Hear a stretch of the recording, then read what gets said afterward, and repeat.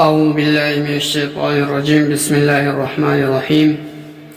ملګرو د نننۍ وظیفه تاسو ته درکوم د طلباو دپاره که څوک علم حاصلوي او چې ماته الله تعالی علم حاصل کړي او زما حافظه تېزه شي، علم نافع راته نصیب شي او امتحان کې اعلی نمبر سره پاس شم، امتحان پاس کم، د هغې دپاره راته یو وظیفه ښایم.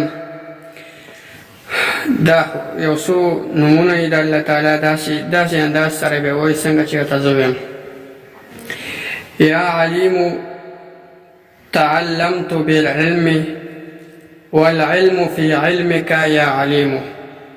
یا علیم تعلمت بالعلم والعلم في علمك یا علیم. دا دعا دی د سحر د مانځه نه، سحر د فرض مونځ نه بعد کې 5 ځله وایي او باقي د هر مونځ نه پس دی 3 ځله وایي. د سحر مونځ نه پس دی دا دعا چې دا ما درته وویله 5 ځله وایي، 25 ځل، او د نور هر فرض مونځ نه بعد دی 3 ځله وایي.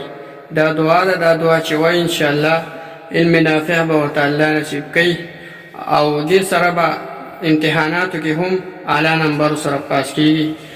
جزاک